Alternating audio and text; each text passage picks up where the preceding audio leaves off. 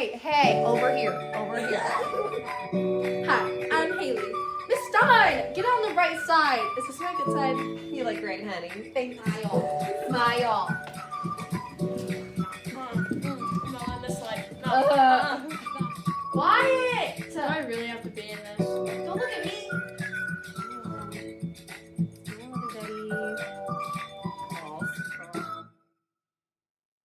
Girls.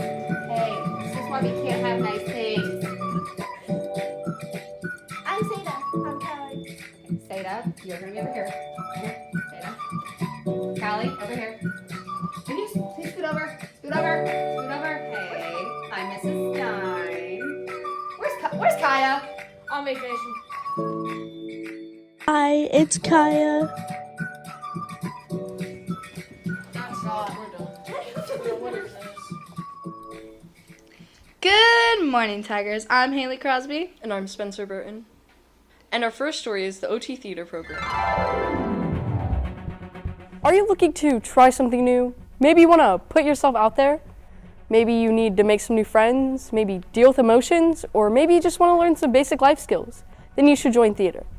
You want to hear some pros about theater? Well, if you really got interested in it and pursued it in high school and took classes, it looks good on a resume and could get you a pretty good job. It helps build your improv skills, which would make conversations less awkward and allow you to think of things off the top of your head better. It helps you memorize things and create really good friendships. It also helps you know yourself a little bit better. Here are some cons about joining theater. Joining theater might create more time on your schedule, so it might create stress. Memorizing things might be your go-to, so when you join, just join if you're able to. Do you prefer not to be out there shining, but you still want to be with theater? Well, try stagecraft. You can design the costumes, you can help build the sets, you can help with the lighting. There's a lot to do behind the stage. Here are some interviews from theater kids and stagecraft. Theater has really affected my life greatly and in a really good way. It's a way for me and a lot of other people to just be themselves and don't have to worry about people judging them or being rude or a bully. It's really fun to act and just get along with everyone because everyone's normally kind and very energetic and fun in theater. It's very fun in there. And when we're doing rehearsals, it can get stressful at times, but we always get through it and we have a positive attitude all the time. So it's really helpful. It helped me find out about myself a lot. I was really confused since 5th grade, and at the beginning of 7th grade, it finally helped me out, and I was better with myself. I was better about my grades and homework. I got a lot of new friends, and I stopped being so shy. Okay. One thing I like about stagecraft is that it's more, I'm a person that has some crazy anxiety, and I really like theater, but I don't want to have to act. But I really find theater interesting. So I get to learn how to build the stuff that's used in sets. I get to learn how the stage works and all that stuff without actually having to be on stage, which is very fun. And you get to do a lot more of the art side of theater instead of the acting side, which is amazing. In stagecraft, we did this project about an egg, so we had to make a structure to support an egg, and it represented basically how a good electrician supports an actor. They also do makeup and costumes, and we also made fake wood with paint, and we try to make it as realistic as we could. Stagecraft is a lot of fun because you get to make different props and scenes, and you get to learn what goes on in a theater behind the scenes that you don't see on stage, and you get to do it with other people who shared your same interests in a class. And so I've made a ton of new friends that I wouldn't normally have unless I would have taken stagecraft. Theater has changed my life by it made me speak up more. It made me not that shy, participating more. what I learned from there was like places where to stand like on the stage and improv. Me like talk to other people, make new friends, get along with everybody else. It made me like have more energy and made it like overall like just fun. The daily life of an actor at rehearsal might look a little something like this. You act out your scenes and perfect everything that you're doing to make it as realistic as possible to match the character and make sure that everybody watching the show will have a good time. A stagecraft might look a little different though. Maybe you're learning the light cues and when to play certain sounds. And maybe you're building sets during the day for the show. But of course, for actors, before you can even start acting, you have to memorize everything.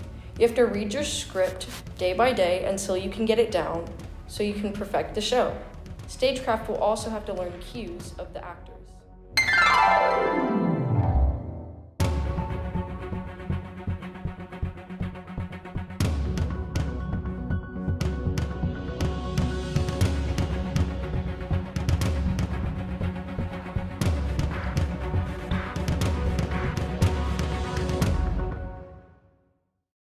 Our next story segment is about phone usage by Callie.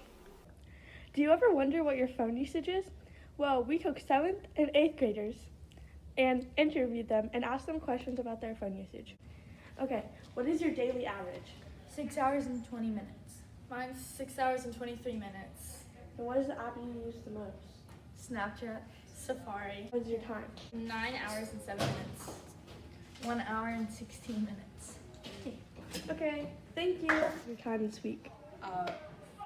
4 hours and 31 minutes. 5 hours and 58 minutes. And then what is the app you use the most? TikTok. That was from 8th grade, Emma Cochran and Ali O'Farrell. And then from 7th grade, Mallory Lichtine and Casey Joel. And they showed us their phone usage. If you ever want to know what your phone usage is, go to settings and look at screen time, and you can see all of your activities. Thank you for watching this. How much would a chocolate for a chocolate show up? Our next story is stress. Do you ever deal with stress? Well, lots of kids deal with stress. Whether it's homework you need to do, or the quarter end, and your grades are bad. No one likes stress. So today, I've pulled some 6th and 7th graders and asked questions about stress. Do you ever deal with stress? Sometimes when I have a project or a test coming up for school, sometimes I stress when studying or I don't understand it. If someone was dealing with stress, what would you do? I'd ask them what's wrong and maybe help them with it. What do you do when you have stress? Generally I try to focus on something else. If someone was dealing with stress, what would you do? I'll try to help them feel better. Here are some stuff you can play with if you have stress.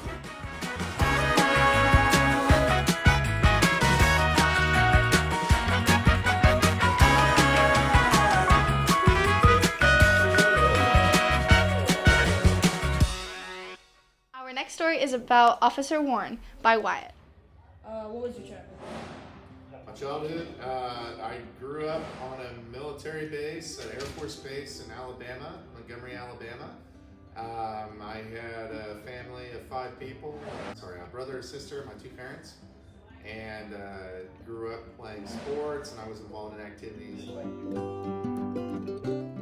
I stayed in Alabama for about 10 years until I graduated high school, and then I went to college after that. Did you want this job? Yes, I did. I specifically applied for this position. It was a position that I had to interview for, and then after I passed the interview, I went and shadowed officers for a little while. What kind of training did you have to go through? Training that I had to go through specifically to be an SRO, I had to go to a week-long training that was in Iowa, and they basically instructed us on how to do this job, provided us with information. I could be valuable. To specifically be a police officer, I attended a 14-week training academy, and then after that, had to do on-the-job training for 14 weeks, give or take, as well. That was at 2 separate police departments, because I've been employed by 2 separate police departments in my career. Did you ever have a partner with you? Yes, so when I went through my on-the-job training, I had an officer that rode with me that was evaluating the work that I did, and they were essentially my partner. And then also, there are times when I work patrol that we have had a decent amount of officers working, so they have enough officers that some of us could ride in 2-person cars and basically perform proactive activities. Also, if you work patrol and you're in an assigned area, you will always have, well, not always, but on some occasions you'll have officers that are also working in that area respond to calls with you. What kind of car do you drive? Drive a Ford Explorer. Have you ever had to use the car in a chase? Yes, I've been in a couple chases. How many people have you arrested? I've arrested hundreds of people. Have you done a high school before? Like what? Have I worked as an SRO in a high school? Yes. Yes.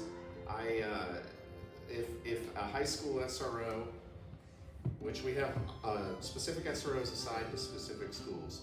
The SROs who are assigned to high schools, if they are unable to make it to work that day, whether they're on vacation or they're sick or there's a training that they have to attend, they'll have the SROs that work in the the middle schools, essentially sub for their position at the high school. I've done that at Olathe North, Olathe East, and Olathe West.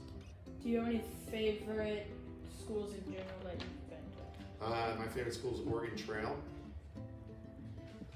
Do you mind if I ask, are you married? Yep, I am married to my wife, Mallory. What does she do? She works for a software company that designs computer programs for, I believe it's like courts. Does your family do anything for Christmas? Yep, I celebrate 2 different Christmases. I do one with my family and my wife's family. My family and I celebrate on Christmas Eve, and we open presents and have a meal on Christmas Eve. And then on Christmas morning, I celebrate with my wife's family, where we have a breakfast and open presents. What's your favorite Christmas food? My favorite Christmas food, my wife's family makes a breakfast casserole that's delicious, and that's what I like to eat on Christmas. On my family, we have pizza every year on Christmas Eve, so I like that as well, both equally. Related to that, what's your favorite place to get pizza from? Well, I went to college in the Chicago area, and I really like most pizzas from there. If I had to choose a pizza in that area, it would be called Illuminati's, and it's a Chicago-style deep dish pizzeria. You can't find those here in Olathe or in Kansas City, really. Okay, well, that'll be all. All right, thank you. Give Papa a cup of proper coffee in a copper coffee cup. Supercalifragilisticexpialidocious. Yeah, you got it. And our next story is Giving Back by Seda. The holiday season is about joy and giving back. So during this time of year, we should all do something nice for someone, even if we don't know them. Whether it's letting someone borrow a pencil or saying hi to someone that you don't know. Just one act of kindness can change someone's day for the better. What does the holidays mean to you? It brings a lot of joy being able to hang out with family and just being able to hang out with all my friends and family. Thank you. What does the holidays mean to you? It brings me a lot of joy and happiness that I get to see my extended family and family. Thank you. What do you like to do to get into the holiday spirit? Into the holiday spirit, oh, Christmas music, always, yeah. Maybe go cut down a live Christmas tree. You know, take those family members that you love and really care about and go build some memories. Okay, thank you. What do you like to do to get into the holiday spirit? I like to make hot cocoa and watch movies, I guess. Thank you. What gets you into the holiday spirit? Watching Christmas movies and doing something nice for someone. Thank you. Hey, I like your hair. Thank you so much. Of course. Thank you so much. Have a good day. What are random acts of kindness? To me, a random act of kindness is anything from a wave in the hallway, not even knowing someone, to sitting down and maybe a handwritten note, or anything that can uplift someone in their day, any type of kindness. And to me, what I like about a random act of kindness is it could be something that you physically give to somebody, but it doesn't have to be. Like Mrs. Rodden said, this could be as simple as a smile in the hallway, or it could be something a little bit bigger as a special gift or anything to really make somebody know that you are thinking of them, that you care about them, and that you're glad that they're here. What can a random act of kindness mean to someone?